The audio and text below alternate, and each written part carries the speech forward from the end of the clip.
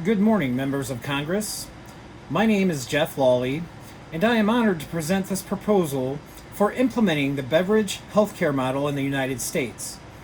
As a consultant to the federal government, my goal today is to outline a plan that addresses the inefficiencies of our current healthcare system and proposes an alternative that ensures universal access and better health outcomes for all Americans.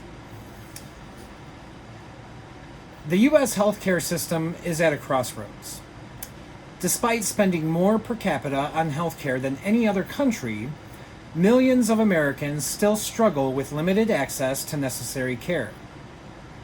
High costs, inequitable access, and inefficient administration have become defining characteristics of the system.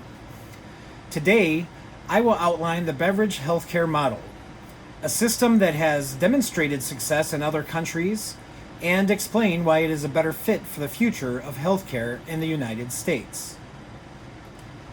Let's begin by discussing the key issues facing the current U.S. healthcare system. We know that healthcare expenditures in the U.S. are among the highest in the world, yet we lag behind in important health outcomes like life expectancy and infant mortality rates.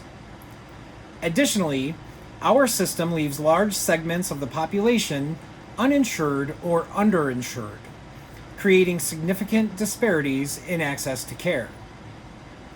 Administrative inefficiency is another pressing issue, with a substantial portion of healthcare spending being diverted to paperwork and processing rather than patient care. These challenges highlight the urgent need for reform, and this is where the Beveridge model offers a compelling alternative. While the U.S. healthcare system has strengths, such as advanced technology and access to specialized care, the weaknesses are profound. High costs and administrative inefficiency are among the most pressing issues. Even though the private insurance market provides coverage for some, it often leaves others vulnerable, especially those with low incomes or pre-existing conditions. The system's fragmentation also means that healthcare costs vary widely depending on location, provider, and insurance coverage. By contrast, a more streamlined, government-managed system like the Beveridge model could address these inefficiencies. The Beveridge model is a government-funded healthcare system that operates on the principle of universal access.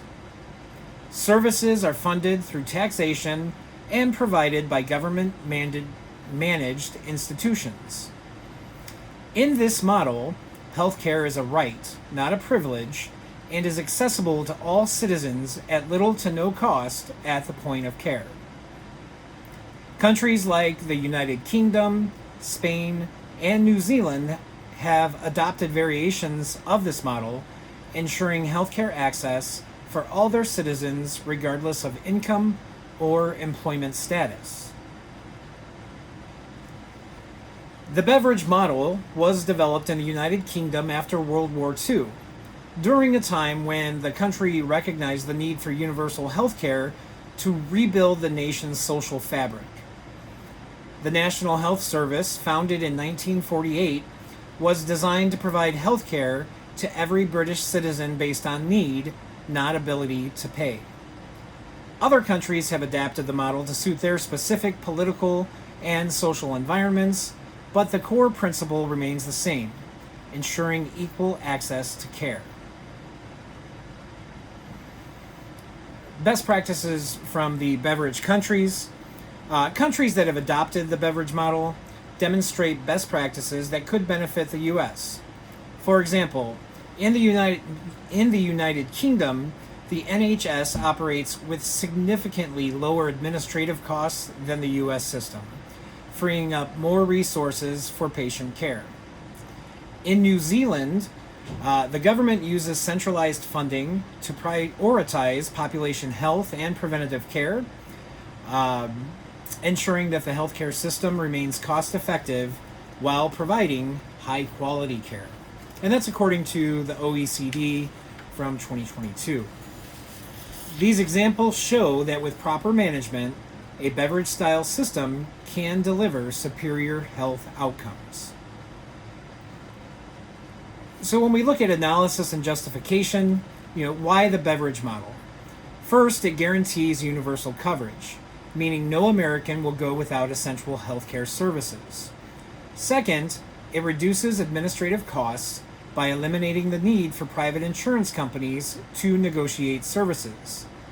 Finally, it shifts the focus of healthcare toward preventive care, improving long-term health outcomes. Countries using the Beveridge model, like the UK and New Zealand, consistently outperform the US in key health metrics such as life expectancy and infant mortality. They also spend a smaller percentage of their GDP on healthcare, according to Tikkanen et al. 2020. This model presents an opportunity for the U.S. to improve health outcomes while controlling healthcare costs.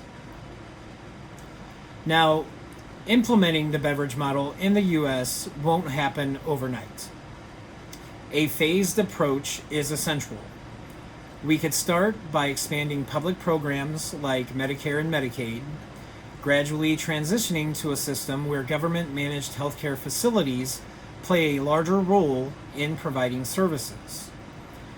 Of course, there will be challenges. Higher taxes will be required to fund the system, and political opposition to government-managed healthcare is inevitable.